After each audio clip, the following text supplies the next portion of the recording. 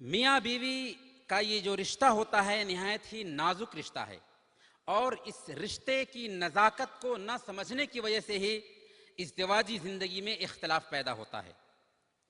البتہ ایک بات ہمیشہ ذہن میں بیٹھانے کی ہے کہ گھر کا ایک گارجین ضرور ہونا چاہیے، یعنی اس رشتے کی بقا کے لیے ایک عورت کو بھی سمجھنا ہوگا کہ گھر کا ایک سربراہ ضرور ہو۔ جب تک کہ ایک عورت اپنے گھر میں اپنے شوہر کو اپنا سربراہ نہ تسلیم کرے گی، تب تک کہ ازدواجی زندگی میں خوشگواری نہیں آ سکتی۔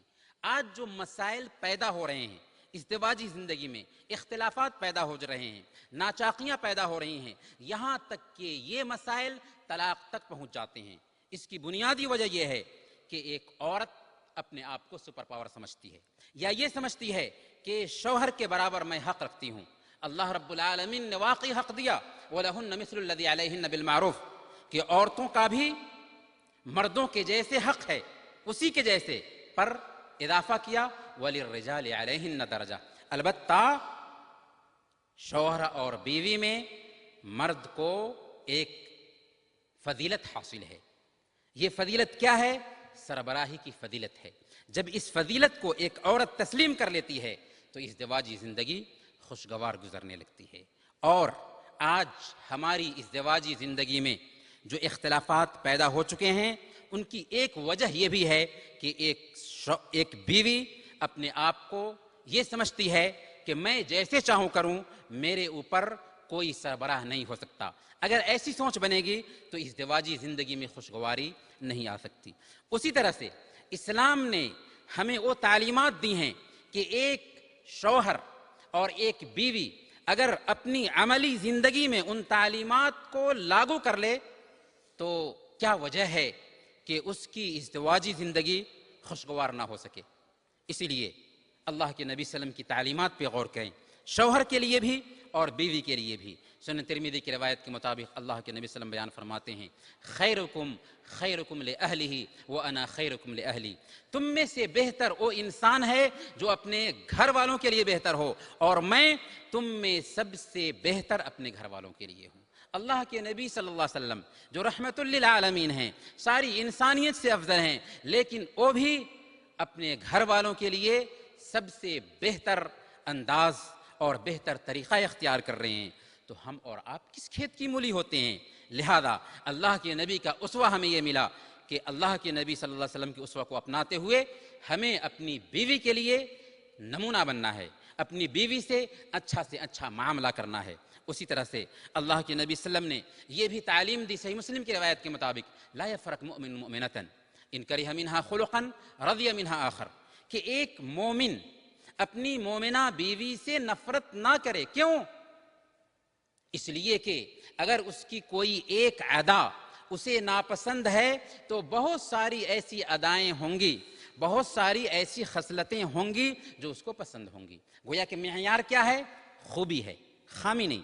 عام طور پر ہم خامیوں پہ نظر رکھتے ہیں، جس کی وجہ سے ازدواجی زندگی میں اختلاف پیدا ہوتا ہے۔ نظر رکھنا ہے خوبی پہ، اگر خوبی پہ نظر رکھیں گے تو خامیاں خود بخود چھپ جائیں گی۔ اسی طرح سے اسلام نے عورتوں کے لیے بھی ایسی تعلیمات دی ہیں کہ ایک عورت بھی اگر ان تعلیمات کو ازدواجی زندگی میں لاگو کرے تو واقعی اس کی زندگی جنت نظیر بنے گی۔ اللہ کے نبی صلی اللہ علیہ وسلم کا فرمان ہے، لو كنت امر احدا ان يسجد لاحد لامرت المرأة ان تسجد لزوجها، اگر میں کسی کو حکم دیتا کہ کسی دوسرے کو سجدہ کرے تو ایک عورت کو حکم دیتا کہ وہ اپنے شوہر کو سجدہ کرے۔ لیکن اسلام میں اللہ کے علاوہ کسی اور کے لیے سجدہ کرنا جائز نہیں ہے۔ اس کے باوجود اس حدیث پہ غور کریں کہ اللہ کے نبی صلی اللہ علیہ وسلم کی زبان سے کیا الفاظ نکل رہے ہیں کہ اگر کسی کو سجدہ کرنے کی اجازت مل سکتی تھی تو ایک عورت کو ملتی کہ وہ اپنے شوہر کو سجدہ کرے، لیکن اسلام میں اللہ کے علاوہ کسی اور کے لیے سجدہ کرنا جائز نہیں ہے۔ اس سے شوہر کا مقام ظاہر ہوتا ہے، شوہر کا مرتبہ ظاہر ہوتا ہے۔ اسی طرح سے ایک بیوی اور ایک شوہر دونوں کے دونوں اگر دو تعلیمات کو اپنی زندگی میں، ازدواجی زندگی میں لاگو کر لے اور انہی 2 تعلیمات کو اگر عملی جامہ پہنا لیں تو میں سمجھتا ہوں کہ آج میاں بیوی کے جو اختلافات پیدا ہو رہے ہیں، یہاں تک کہ یہ اختلافات طلاق تک پہنچا دیتے ہیں، یہ اختلافات پیدا نہ ہوں اور ازدواجی زندگی خوشگوار گزرے۔ اس میں سب سے پہلا نقطہ یہ ہے کہ شوہر ہو یا بیوی ہو، دونوں غصہ پر قابو پانے والے بن جائیں، دونوں برداشت کرنے کی کیفیت اپنے اندر پیدا کریں۔ عام طور پر اختلافات کیوں ہوتے ہیں؟ شوہر نے کوئی بات کہہ دیا، بیوی برداشت کرنے کے لیے تیار نہیں، بیوی نے کوئی بات کہہ دیا، شوہر برداشت کرنے کے لیے تیار نہیں۔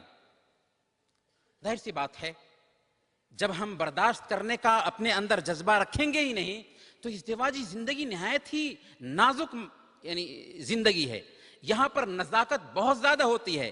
اس لیے اگر ہم بیوی کی بات کو برداشت نہیں کریں گے، بیوی ہماری بات کو برداشت نہیں کرے گی تو ظاہر سی بات ہے کسی صورت میں ازدواجی زندگی میں خوشگواری نہیں آ سکتی۔ اس لیے یہ بہت ہی اہم نقطہ ہے شوہر کے لیے بھی اور بیوی کے لیے بھی کہ اگر شوہر غصہ ہو گیا، بیوی خاموش ہو جائے، پھر مسکراہٹ کے انداز میں اس سے معاملہ کرے، دیکھے کیسا اس کا اثر پڑتا ہے۔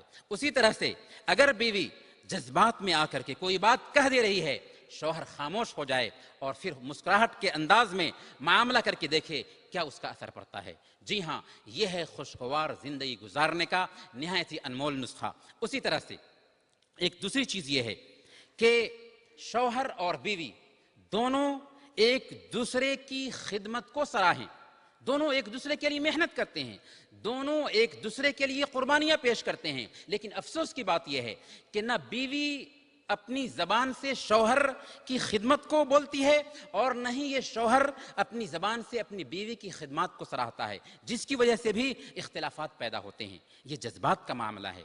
اس لیے اگر شوہر جو خدمت کر رہا ہے، بیوی اسے اپنی زبان سے بولتی ہے اور شوہر کی تعریف کرتی ہے، اسی طرح سے اگر بیوی نے جو خدمت کیا ہے، شوہر بھی اسے سراہتا ہے اور زبان سے اچھے الفاظ سے اس کا شکریہ ادا کرتا ہے، تو عجیب طریقے سے ازدواجی زندگی میں خوشگواری آئے گی۔